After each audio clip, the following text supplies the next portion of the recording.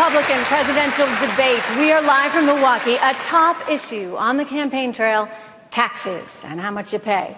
All right, I've got a question for all of you here. When looking at federal income tax, state income tax, and local tax, in some cases combined, some Americans are paying over 50% of their paycheck to the government.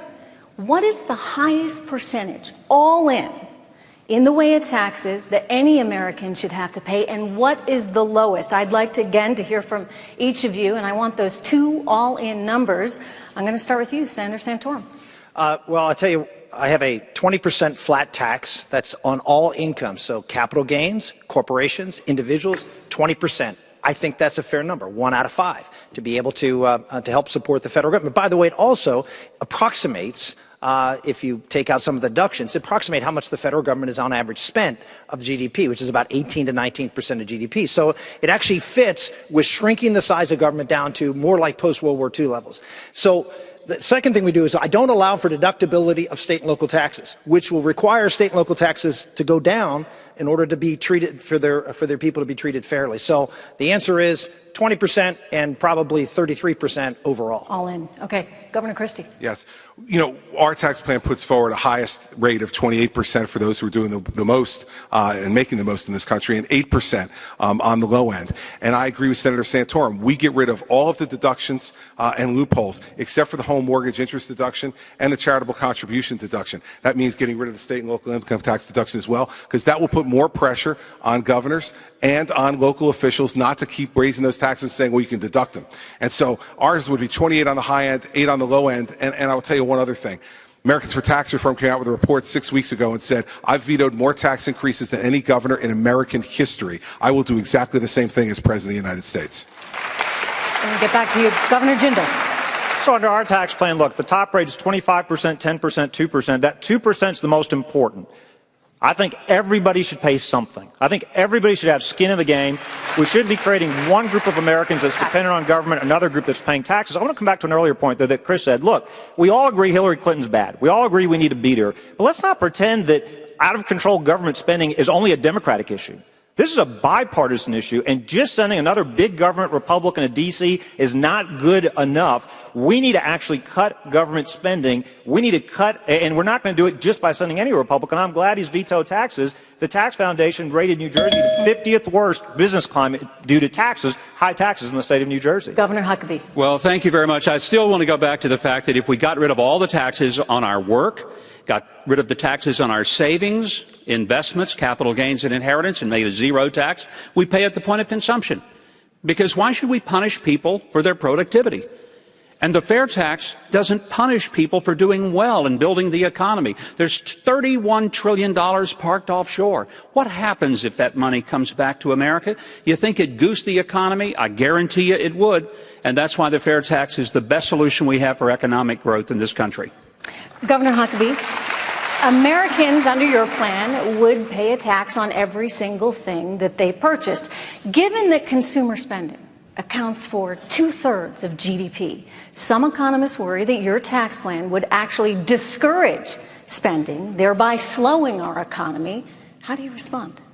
Well, first of all, do you know an American that'll just stop spending? I don't. No, that's not going to be the problem. Look, Americans will go to the marketplace with more money they've ever had. For the first time, they'll be having their whole paycheck. You see, most people don't understand that when you buy something that is made in America, 22% of the cost of it is the embedded tax they never even know they paid. It's why China's beating the daylights out of us. They can build stuff that we can't because they're not taxing it when they don't tax capital and labor, and we do. They bring something over here, it's automatically cheaper even without the regulatory environment because they're not embedding the taxes. We are. Take the embedded taxes out, give a person his whole paycheck because every American would no longer have a payroll tax taken out. It means they see their real paycheck for the first time. When they go to spend that money, they'll actually have it. And they only pay taxes on the stuff that's new. So a lot of Americans will buy used stuff. Look, here's the point. Americans are not going to quit shopping. Americans are not going to quit buying. But it would be nice if Americans could control how much they paid in tax rather than having the government reach into their pockets and take it out before they ever had a chance to even see it, much less spend it. And that's why the fair tax makes a heck of a lot more sense than punishing productivity and rewarding irresponsibility. Thank you, Governor Huckabee. Governor Jindal, you've also proposed something different. You've proposed eliminating the federal corporate income tax entirely. Why would you have wage earners and investors pay an income tax but not corporations? Well, a couple of reasons. Look, we know big companies don't pay those taxes today. They hire lobbyists and accountants and lawyers. It's the small businesses that get hit.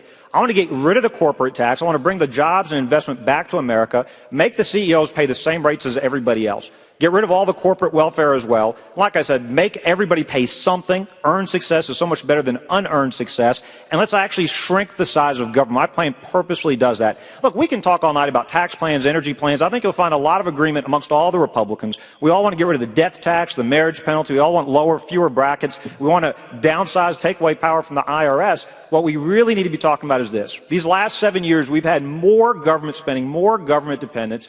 Poverty's gone up. Inequality has gone up. Only the top 10% have seen their incomes go up, their median incomes go up. We actually have more inequality thanks to what we have seen, the largest, most expensive experiment in progressive government. We can't keep spending money we don't have. And the reality is, the last couple of years, it hasn't mattered whether Republicans or Democrats were in control. We keep stealing from our children. That is immoral, it is wrong, and we're creating more government dependence. If we really want to grow the economy, yeah, you need a rational energy plan. You've got to rein in the EPA, and you've got to repeal Obamacare, and you've got to cut taxes. But none of that will be enough if we're not serious about cutting government spending. We cannot afford to elect a big government Republican. We need somebody. This is the most important election. Hillary Clinton is gift-wrapping this election to us. Let's not waste this opportunity to apply conservative principles and cut the size of government. All right. Governor Jindal, thank you. All right, well, we are not finished yet. More from the Republican presidential debate in Milwaukee next.